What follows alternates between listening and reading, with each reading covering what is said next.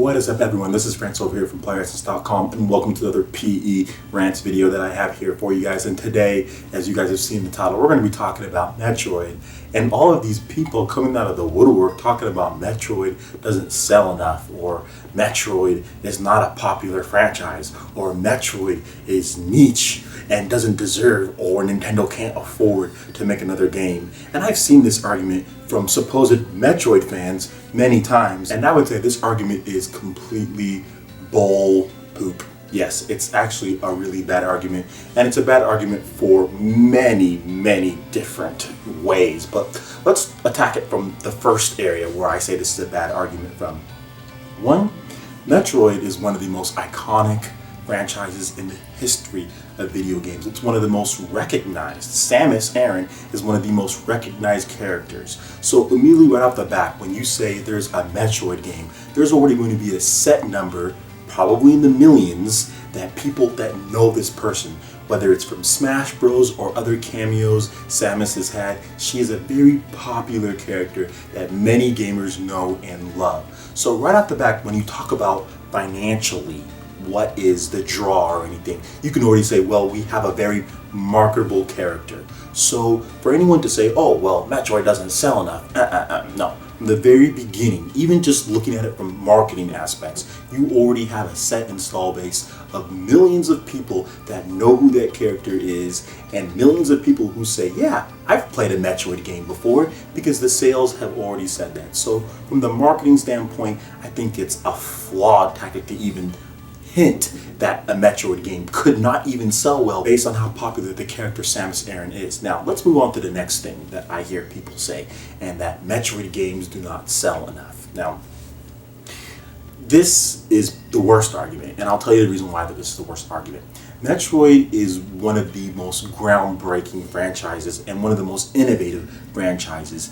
It has remade itself multiple times, whether going from the NES to refining the formula on the Super Nintendo, to having a multiplayer style game, to having a 3D vision styled action adventure game.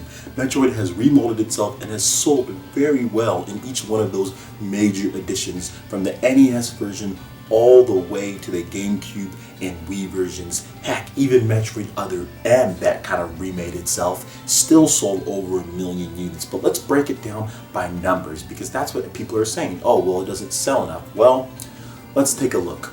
Metroid Prime on the GameCube sold 2.82 million according to VG charts. Now, back then, games were being sold at $50 a pop, okay? So let's say Nintendo only gets 35 of that. I'm thinking they get more of that cut, but let's just say 35 based on some of the units that might have been sold when the game was discounted and brand new. So we'll give it a good median. Even at $35 for that 2.82, Metroid Prime on the GameCube netted $100 million. Yeah. $100 million. Let's do the math again. And if we were to be exact, that would be $98,700,000 for Metroid Prime on the GameCube. Now, I do not know how much Metroid Prime costs to make on the GameCube, but I doubt it was anywhere near this $98 million. That's netted off of the game, selling at $35 per copy. Okay, let's just say it was 35, just to kind of get in when it was discounted, player's choice, with it actually being $50 at launch, because we don't know how much Nintendo makes off of it. So yeah, there is no way Metroid Prime on the GameCube costs anywhere near that amount. So for anyone to say, oh, well, it didn't sell enough, because I have seen people make arguments that, oh, well, 3 million, almost, that's not enough. BS, that is not enough.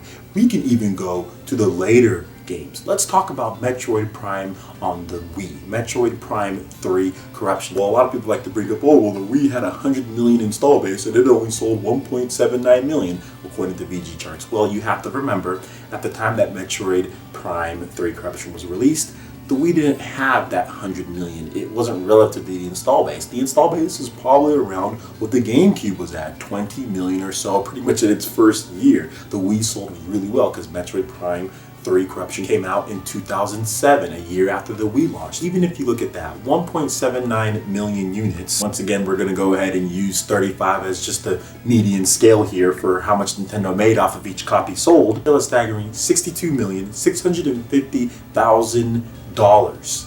Yeah, 62 million. There is no way Metroid Prime 3 on the Wii came anywhere near that as far as development costs go. Not even near it. Just because the game is an SD in 2007, despite HD being more and more common. It was an SD game. It was pretty much no voice acting, no major huge cutscenes or cinematics that would use all sorts of advanced technology. It did have the Wii remote in there, but that's just the pointer IR function. I mean, trust me, this was not a super expensive game to develop, and they already had used the engine multiple times from Metroid Prime on the GameCube, Metroid Prime 2. So, in my opinion, I'm looking at the numbers here of potentially what Nintendo made compared to the budget that we don't know, but we all know isn't anywhere near this because Nintendo's games are never near that, especially on the Wii. And I'm sitting here and saying people who say that Metroid should not be made because of sales or because it wouldn't net a good enough profit back, that is not a good excuse in my opinion. And even going back to Super Metroid on the Super Nintendo, that sold really well too, over 2 million units. If Nintendo was to even make, let's say, a Super Metroid style game in 1080p 60 frames per second, are you trying to sit here and tell me that that would have some type of crazy budget to where it wouldn't make its money back and then some? I don't think so. The argument that people are laying that Nintendo doesn't need to make Metroid because it doesn't sell enough is bogus, and it's not based on anything that the other Metroid games have sold as far as the main series. Because I can guarantee you something right now, that if Nintendo comes out with a brand new Metroid game on the Nintendo NX, that's huge open worlds with little subsections of backtracking and Metroidvania style games and co-op and all these cool different things that you can do with the game, these awesome graphics, I guarantee you that drops 2 to 3 million lifetime. Guarantee you. If anybody has any real data or anything to say that Metroid games aren't worth it as far as financially, please let me know in the comment section below. But trust me, I've already looked myself and that would be very hard to find. Alright, so that basically wraps it up for this video here. Thank you so much for watching. If you like this video, please hit that like button because it lets me know you guys want more rant videos just like this one here. And also subscribe to PlayerEssence if you're someone new, because right here you're going to get a variety of videos based on Microsoft, Sony, and Nintendo. Thank you so much, and we'll see you guys for the next video. Peace.